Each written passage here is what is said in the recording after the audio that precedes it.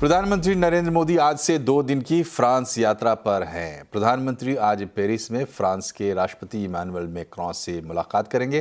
दोनों नेताओं के बीच द्विपक्षीय वार्ता का कार्यक्रम भी है। आज प्रधानमंत्री मोदी और राष्ट्रपति मैक्रों सीईओ फोरम को संबोधित करेंगे और डिनर में सम्मिलित होंगे। वहीं कल एआई शिखर सम्मेलन होगा। कल प्रधानमंत्री फ्रांस के शहर मार्सेल भी जाएंगे और नए कॉन्सुलेट का उद्घाटन करेंगे। 12 फरवरी को प्रधानमंत्री मजारगेस में शहीद भारतीय सैनिकों को श्रद्धांजलि देंगे। 12 फरवरी को ही पीएम फ्रांस से अमेरिका के लिए रवाना होंगे। फर्स्ट पोस्ट और फ्रांस टीवी के साथ बातचीत में फ्रांस के राष्ट्रपति इमैनुअल मैक्रों ने कहा कि वो एआई समिट में पीएम मोदी के साथ टेक सॉवरेनिटी पर बात करेंगे। साथ ही अमेरिकी और चीनी एआई मॉडल्स पर निर्भरता कम करने पर भी जोर देंगे। If you depend on others to produce medicine or technology, then things can go wrong. So we need that partnership because we have shared interests and because we have the same worldview, focused on friendship and also interests. So together we will develop technological sovereignty. We want to train our talent that they can go abroad, but they should also be at home. And we want to create data centers in India and in France. और पलकी शर्मा हमारे साथ है, जुड़ी गई है सीधा France से, managing editor first post की। पलकी, एआई समिट में किन मुद्दों पर बातचीत होने की उम्मीद है? जी, ये तीसरी एआई समिट है। पहली ग्रेट ब्रिटेन में हुई थी, दूसरी साउथ कोरिया में। और इस समिट में जो मूड है वो काफ़ी अलग है, क्योंकि अचानक अमेरिकी मॉडल्स दुनिया पे हावी होने की कोशिश कर रहे थे। वहीं चाइना ने डीप सीक लॉन्च किया, तो काफ़ी इंटरेस्ट है। बड़ा मार्केट एआई बनता जा रहा है। पहला मुद्दा होगा निवेश का, कि पैसा कहाँ से आएगा, कितना पैसा लगाया जाएगा। अमेरिका इसमें लीडरशिप बनाए हुए था। 2023 में काफ़ी पैसा उन्होंने लगाया। अभी कुछ ही दिन पहले स्टारगेट का अनाउंसमेंट किया प्रेसिडेंट डोनाल्ड ट्रंप ने। कल हमारे इंटरव्यू में जो फ्रांस के राष्ट्रपति हैं उन्होंने बताया कि यूएई फ्रांस में $109 बिलियन का इन्वेस्टमेंट करेगा, डेटा सेंटर बनाए जाएंगे। तो निवेश एक बड़ा मुद्दा होगा।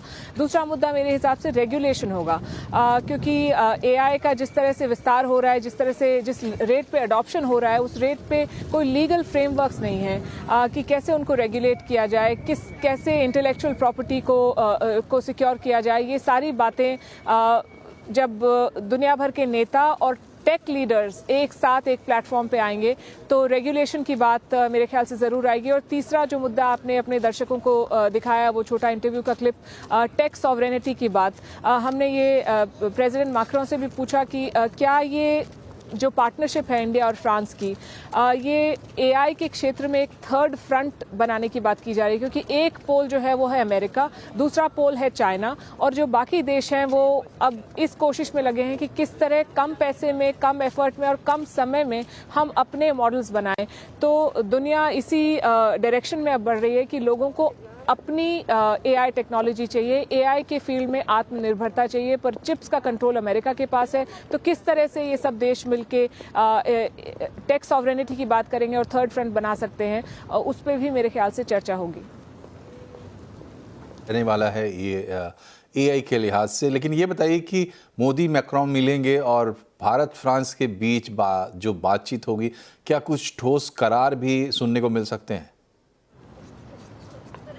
जी, काफ़ी एक्सपेक्टेशंस हैं। कल प्रेसिडेंट मैक्रों से जब हमने पूछा कि एशिया में फ्रांस का सबसे इम्पोर्टेंट पार्टनर कौन है उनके हिसाब से, तो उन्होंने भारत का नाम लिया।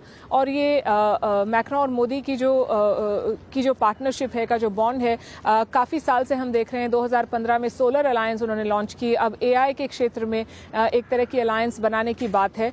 तो इस पर कुछ चर्चा हो सकती है। उन्होंने भारत को ट्रेनिंग का सुपर पावर कहा, तो एआई ट्रेनिंग पे कुछ अनाउंसमेंट आप एक्सपेक्ट कर सकते हैं। इसके अलावा डिफेंस जो पार्टनरशिप है, फ्रांस तीसरा बड़ा सोर्स है डिफेंस सप्लाईज का इंडिया के लिए, तो काफ़ी रिलायबल पार्टनर भी रहा है। रफाल हमने उनसे लिए हैं, अब नेवी के लिए भी रफाल लेने की बात हो रही है, स्कॉर्पियन सबमरीन्स की बात हो रही है। वहीं जो इंडिया में न्यूक्लियर रिएक्टर्स अब पावर जनरेशन के लिए इस बजट में आपने देखा होगा, तो फ्रांस से उस मुद्दे पे भी कुछ चर्चा और शायद कुछ डिसीजन आ सकता है। इसके अलावा मार्से जाएंगे दोनों नेता। मार्से स्ट्रेटेजिकली एक बहुत इंपॉर्टेंट पोर्ट सिटी है। जो कॉरिडोर हम बनाने की बात कर रहे हैं भारत से मिडिल ईस्ट होते हुए यूरोप तक आने की, वो कॉरिडोर मार्से पे एंड करेगा। तो हिस्टोरिकली बहुत सिग्निफिकेंट है फ्रांस के लिए वो शहर, और भारत का अब एक कॉन्सुलेट वहाँ बनेगा, तो उस पर काफ़ी जोर है दोनों तरफ से, उसके ऊपर काफ़ी फोकस है। जी, बहुत बहुत शुक्रिया आपका। पूरा दौरा जो है प्रधानमंत्री का फ्रांस का, उसका खाका आपने खींचा हमारे दर्शकों के लिए, बहुत बहुत शुक्रिया। पीएम मोदी फ्रांस में